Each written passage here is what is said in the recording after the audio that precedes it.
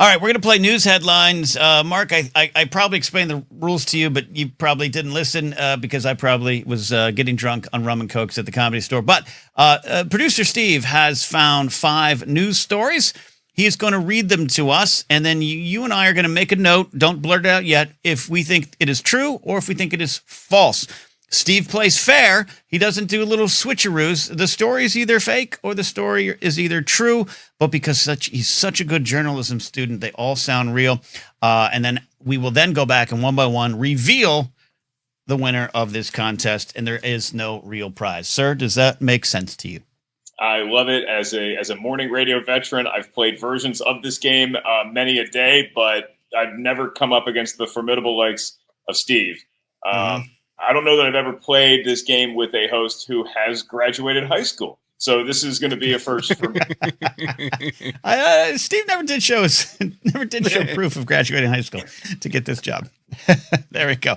All right, Steve, you got it. Number 1. All right, here we go. So like Ken said, I'm going to read the headlines. We'll talk about, you can react to them. And then the second time around is when you guys will reveal your answers. And we're going to alternate this time, Ken, on who answers first and second. That way we have a little bit more of a competitive edge here. Here we go. Headline number 1. Life in the fast lane. A San Diego marathon runner is being vilified online after a TikTok video reveals he took an Uber for over 6 miles in the middle of the 2025 Rock and Roll San Diego Marathon. A video is making the rounds online after a San Diego-based running influencer posted their homestretch celebration, recapping their year, and viewers noticed a man in the background step out of a van and then begin jogging down the last portion of the race. Internet sleuths discovered additional videos of the runner beginning the marathon to confirm the expedited trip. No formal identification has been made yet, while several individuals have posted to not be the Uber cheating runner. Wow. Okay. So you don't have to reveal it now, Mark, but if you have any thoughts, questions, feel free to share. That's the only way I'm running a marathon these days. So I salute you. That is a person who may not have run the full marathon, but they definitely have an 85-second doomsday plan. Yes, they do. Yes, they do. All right. Great one, Steve. A great one. Number 2. Headline number 2. World's worst sting operation. Karma came quickly for a Philadelphia thief who spotted a professional-grade shop vacuum in an unmarked van and decided that it needed a new owner. Little did they know, the vacuum had just been used to suck up a massive nest and was filled with several hundred hornets. The owner, a professional beekeeper, posted a message on the social media saying he anxiously awaited the unboxing video, noting that the European hornets inside are among the largest and most aggressive stinging insects in the country. Okay. I hope it's not true. We need all the hornets and bees and honey producers that we can on this earth, but save the bees. That's a good one, and I know Steve's an Eagles fan, so he might be connected in the Philly crazy news stories pipeline, Ken. So this one, I might know which way I'm leaning. Okay. Yeah. No, I could. Yeah. And I've had a couple hornets nests in the last couple of years that I had to call someone out for, and those are angry little buggers. So this could go wrong. Good little details. You're so good, Steve. I can't tell this right. Headline number 3. The heart is in the grocery store sign. A Michigan woman was discovered living inside a grocery store's rooftop sign. While she skipped giving birth in the bread aisle, she did manage to pack her sign living space with a computer, a Keurig, and even a houseplant. Police were baffled by her ability to remain undetected and noted that she created the high-altitude apartment, powered by the store's own electricity. She was discovered when contractors followed a suspicious extension cord leading into the sign's structure. All right, so, okay. Okay, I've registered my answer, which I will reveal, of course, here in a second. But the details are good. This is so possible because one of the little rabbit holes I followed into is stealth camping videos on YouTube. And these are all the folks who go camp in forests behind Home Depots. There's this Canadian guy, I think his name's Steve Wallace. He's just mesmerizing to watch. He's just a simple Canuck that goes enjoys a good logger in the forest, and no one can catch him. And I don't know how fake it is. I don't know if he's paying people off. So it's possible. It's possible is all I know. Okay, a good logger in the forest has many definitions. I think that this feels very possible. A, because I saw the movie The Roof Man last year, where Channing Tatum plays a guy who lived in a Toys R Us for an extended period of time. And there's also, I don't know if it's a documentary series or if what it is. Molly's mom told me about it, and it's this show where these three people they find a mall that's like a currently functioning mall, and they all challenge themselves to live in it. They have to find different places above, below, inside the mall to live for like weeks, and it's mesmerizing. So there's a lot of juice to this story too. Man, is there a contest that I could win? I would be so good surviving in a mall, because I essentially did for 17 years. I know all the secrets. Yeah. Okay, love it. All right, good one. Next one. Headline number 4. My mama says alligators believe in Jesus. A man was arrested in Plant City, Florida for animal cruelty and disturbing the peace charges after attempting to baptize what is believed to be a wild alligator in a local canal, according to county officials. Witnesses reported seeing a car pulled over on the side of Interstate 4 across from the waterway and described a middle-aged man dressed as a pastor wading into the water, holding the animal over his head. Where was this? This was in Plant City, Florida. Okay. I mean, Florida, like central-ish Florida. They're Gators and they're Christians, so anything's possible in that state. I'm going to ask for a reread, Steve. There's a detail I want to see if I clocked in on. Sure, the whole thing. Here we go.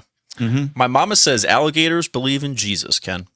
A man was arrested in Plant City, Florida for animal cruelty and disturbing the peace charges after attempting to baptize what is believed to be a wild alligator in a local canal, according to county officials. Witnesses reported seeing a car pulled over on the side of Interstate 4 across from the waterway and described a middle-aged man dressed as a pastor wading into the water, holding the animal over his head. Okay. All right. Thank you. That's all I need. You're welcome. Okay. Wow. Okay. Now I feel like Ken knows something I don't. Me too. Just something I needed to know. Something I needed. All right. Final one. Ready for our last headline? Let's do it. Here we go. Headline number 5. Meat sweats and seagulls. A Canadian man came forward with his story after requesting forgiveness to return to a hotel that he was banned from 20 years earlier.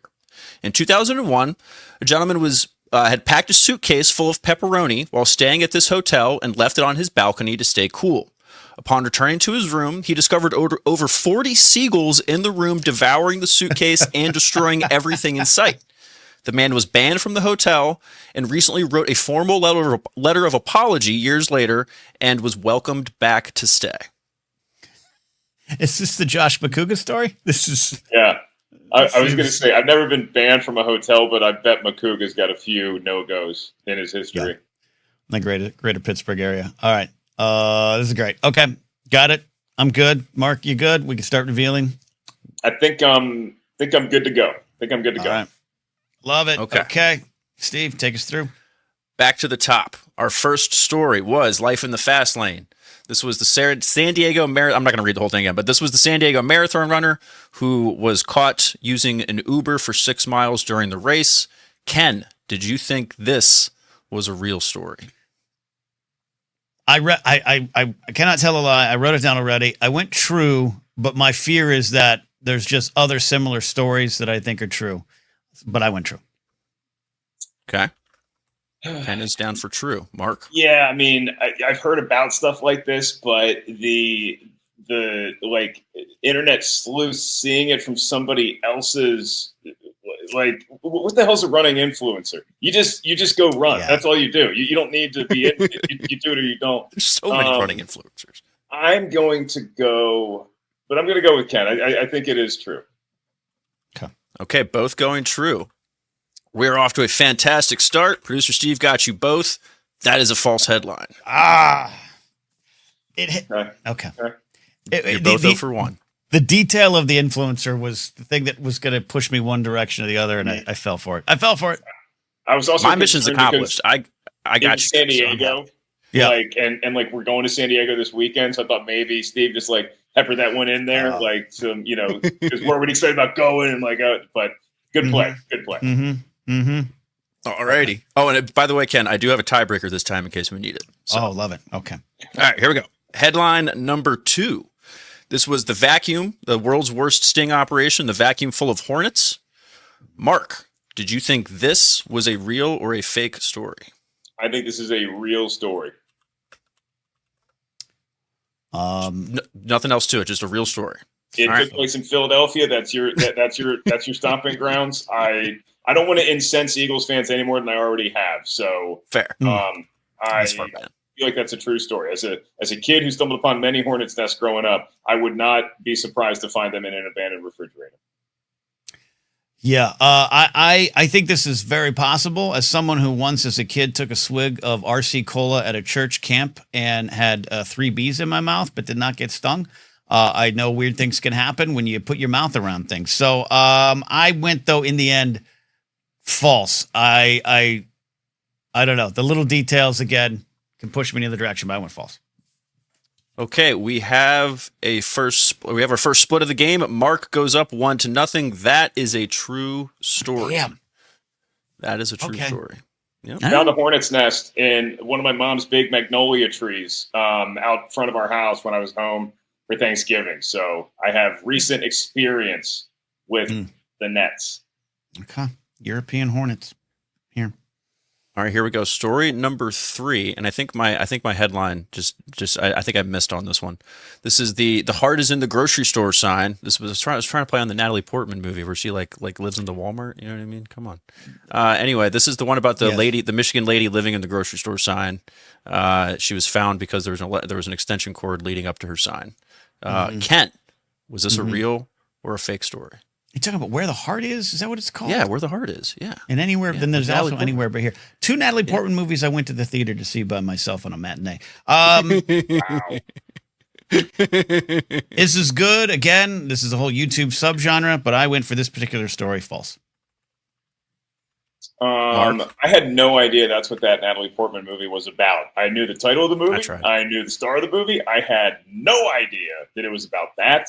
I will also say that it is false. I think there's a lot of inspiration out there with recent media offerings to inspire a producer of Steve's caliber to write that headline. I do not think this actually happened in the great state of Michigan. Also, it's like freezing cold half the year. So I imagine, I just did it. Nah, get it out of here. Love it. The cold was what I thought it was originally. I was questioning as well, but this is a real headline, so the score will remain 1-0. Mark, this actually happened. Yeah, good for her. Good for her. She had a houseplant up there. Did it say how long she was living up there? Supposedly a year. What? Wow. Yeah. Ken, you can do that. I gotta figure this out. No, Ken, I've seen the YouTube videos you're talking about, but the dudes I've seen are guys that are like, okay, guys, I'm gonna camp inside this bush in the median for 24 hours, and no one's gonna catch me, kind of thing. Yeah, that's the guy, Steve from Canada. Yes, absolutely. One time he did it next to like a Dunkin' Donuts drive-through. It's almost all right. So Mark is up 1-0 after 3 questions. Mark. Okay, all right. Here we go. Headline number 4. My mama says alligators believe in Jesus. This was our man baptizing the alligator in the Plant City, Florida canal. Mark, was this a true or a fake story? I think that there's a lot of gators in Florida. I think there's a lot of pastors in Florida who would think about doing something like this. But I just feel like in this particular scenario, we have used Florida as the conduit for a very believable lie to become more believable. So I am going to say this is a wonderfully rich but false headline. And also, by the way, Laserbolt said, saw a guy towing a stack of pallets. It was actually a small room. That's the guy. That you're all talking about the same guy I watched, Steve from Canada. I went true. The detail I was hung up on was he a pastor or did he dress up as a pastor? Your story said dress up. That was the only little wrinkle. But maybe because of Florida, I fell for it. I went true. Okay, well, that was a deciding point there, as that is a fake headline, and so Mark pulls ahead 2-0 with one headline to go. Yeah, Mark nailed me to a T there. I don't know what else to say. I feel exposed. I feel like I'm playing at an advantage though, because Ken, as soon as you have one sip of a pineapple White Claw, you're off on another dimension. You're on a yacht with Steely Dan, and you're not thinking about what's real, what's fake. You're just thinking about the wind in your hair, holding sweet Franny as she gets that sea life in her. That's where Ken is at mentally. I'm right here locked in, playing headline games. This is true. Franny here. Yeah, Franny's asleep, snoring. Yeah. All right. Well, I can't win, but now we can play for points here. Playing for bragging rights with our final headline: meat sweats and seagulls. This is the poor bastard who was banned from a hotel for having a suitcase full of pepperoni, and the seagulls ruined his hotel room. Ken, do you think this was a real or a fake headline? Look, you're talking to a guy who every morning gets up and takes 2 cups full of peanuts and walnuts and snacks to 6 squirrels, 3 crows, 3 blue jays, and at night lays more down for 1 possum and 3 skunks. That has gone wrong before. I've had some problems happen. Even to the fact that my landlord had to come and say this is all messy because it's all this corn's all over the place. It's going to bring rats and cats, and it does. So good intentions from animal loving people could still go awry. I win true. Okay. I am going to go false for the simple reason that I have yet to meet man or beast that loves pepperoni more than me. As we speak, I currently have 1 giant bag of pepperoni in my refrigerator. That bag is composed of real pepperonis and the turkey pepperonis mixed together so that when I'm popping them in my mouth, I don't really know what I'm eating. I'm just having a good time eating pepperoni. It's always on my pizza. It's always on my salad when I'm eating at an Italian restaurant. I love pepperoni more than anyone else, yet I have never thought, you know what a great way to transport pepperoni is? A briefcase. That does not make sense to me. Pepperoni is much more of a backpack kind of meat, and I don't know. The pepperoni in the briefcase. And Steve, I didn't even hear what you said after that. I heard pepperoni in a briefcase, and I said, you're mistreating that poor deceased animal and all of its parts. I'm going false. That's so true. Yeah. I will forever think of pepperoni now as a backpack meat. Mark, you won the war, but Ken, you won the final battle. Oh, that is a real story. Wow. See, I just the briefcase meat is a great observation, Mark. But yeah, I've seen what the animal kingdom can do with your good intentions. I don't know who has the position in life where they own a briefcase that would then also decide, you know what, a better use of this briefcase is than the files at whatever high-paying job I'm in is just a crap ton of pepperoni. But I not only have lost that headline to Ken, I feel like I have been knocked off my pulpit as the greatest pepperoni lover of our time. I feel like I'm going to be enjoying a silver medal. You know what? I don't even deserve to eat the real pepperonis. I'm just going to stick with turkey pepperonis for the rest of the week. I kneel before the pepperoni king who has recently been invited back to the hotel he was banned at for 2 decades. It's a warm story of forgiveness. I love it. I tried to end it on a positive note. You know, you did. Indeed. Indeed. But still a win for Mark, 2-1. Gosh, I almost got shut out. Mark wins the game that has no winner, at least for right now. Or let Mark go and get on with his night eating turkey pepperoni.